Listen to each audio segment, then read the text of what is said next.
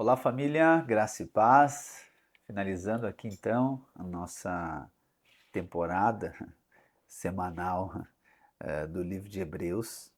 Hoje nossa leitura finaliza o Hebreus capítulo 12 e capítulo 13.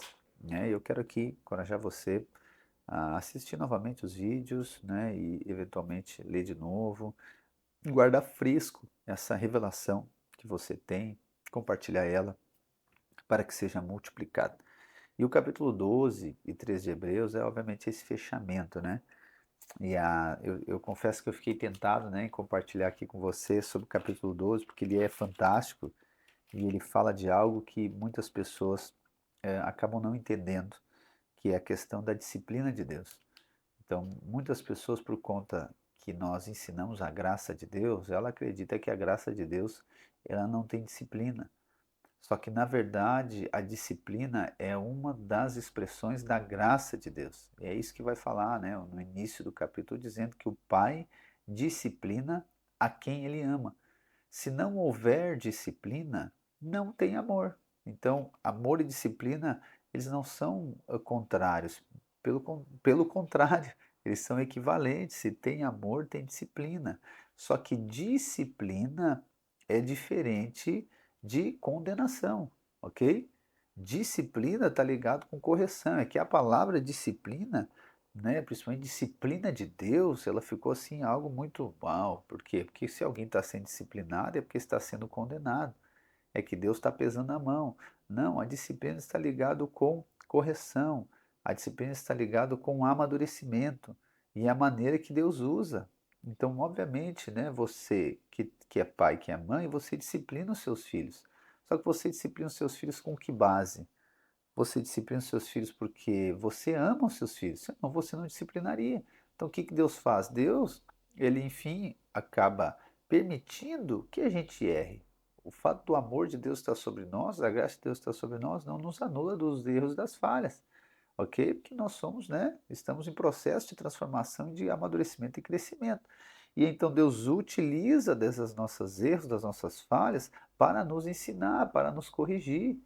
E às vezes, essa disciplina, essa correção, ela é dolorosa, ok? Mas não deve tocar na convicção de que nós somos amados de Deus e que nós somos filhos de Deus. Então, a disciplina e graça são equivalentes.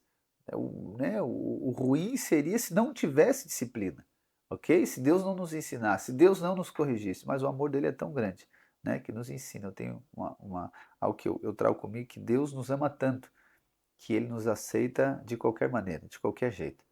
Mas esse amor tão grande de Deus não permite que a gente permaneça do mesmo jeito. Ele vai nos ensinando, ele vai nos conduzindo a esse tempo de amadurecimento, vai nos conduzindo a esse tempo de ensino. Então, disciplina é equivalente a ensino também. Não tenha disciplina como uma palavra assim muito, né, fora, talvez, desse contexto bíblico. Não, disciplina é amor.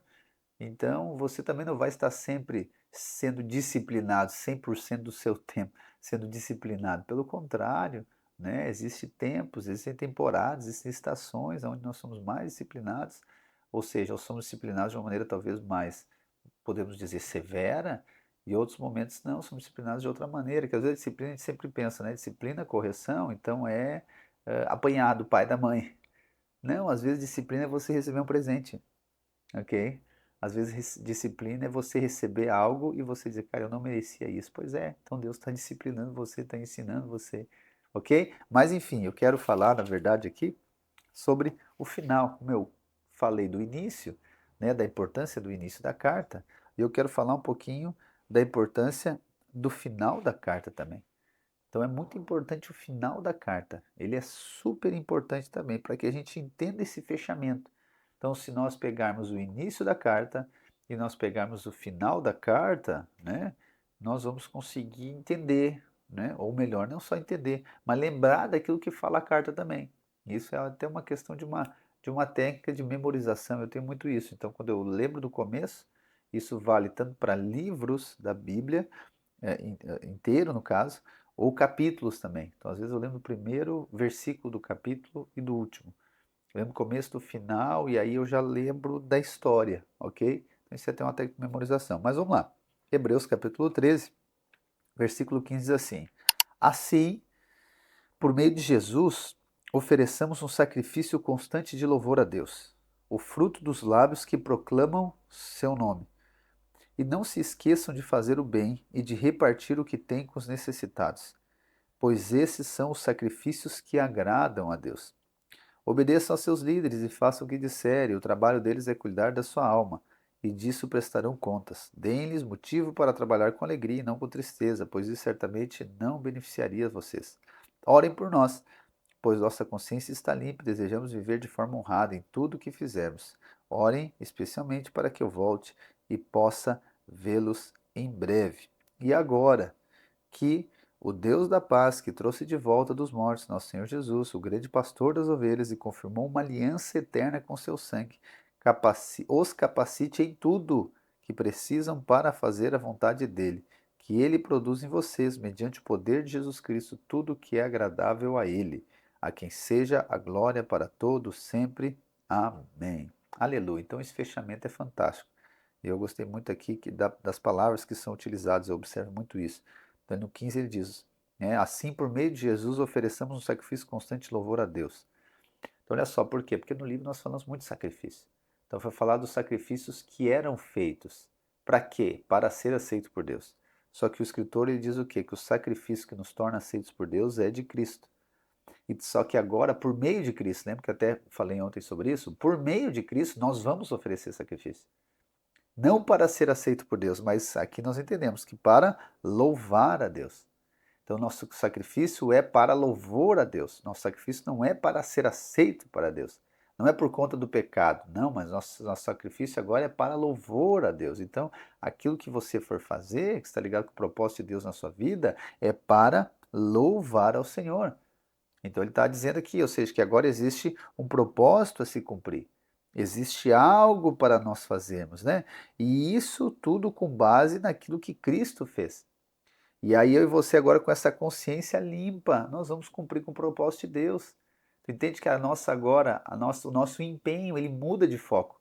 O nosso empenho, a nossa luta, a nossa batalha, a nossa guerra, a nossa ênfase não é agora para perdão de pecado, não é para viver debaixo de condenação e acusação. Nossa coisa não é simplesmente, para tentar convencer Satanás que nós somos perdoados. Não, isso aqui já ficou para trás, porque já foi resolvido. Agora nós estamos com a consciência limpa, vamos cumprir com o propósito de Deus, vamos louvar o nome do Senhor através de nós, vamos abençoar as pessoas, como diz aqui, vamos repartir com os necessitados, vamos nos sacrificar para isso.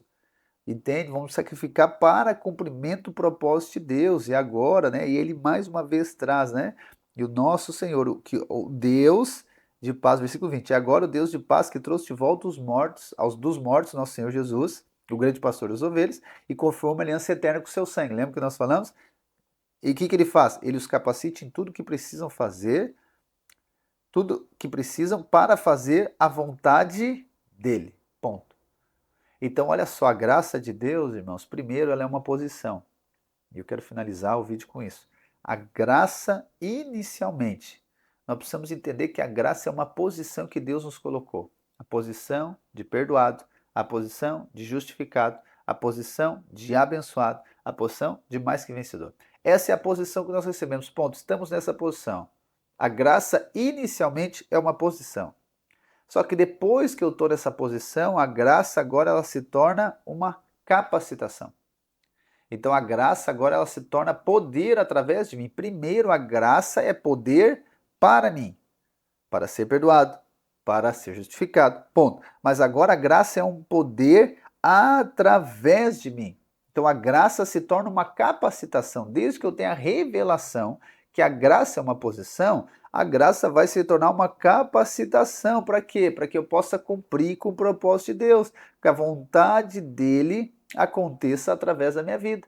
Então, o poder de Deus que está em Jesus Cristo, ele me salvou. Mas agora o poder de Deus que está em Jesus Cristo, ele vai fluir através de mim para o cumprimento do propósito do Senhor. Olha só que poderoso isso. Só que a base é a mesma, o fundamento é o mesmo, a fé é a mesma, a obra é a mesma, o sacrifício é o mesmo, o sangue é o mesmo, é a mesma coisa. Só que é uma questão de aplicação agora. Só que é importante que eu esteja fundamentado de maneira correta. Amém? Glória a Deus, aleluia. É poderoso, né? Hebreus é poderoso, é maravilhoso. Né? Com certeza iremos voltar a falar desse livro em outro momento, mas creio que nessa semana aí você foi muito edificado e a revelação foi acrescentada na sua vida, tá bem? Deus abençoe a sua vida e até a próxima semana.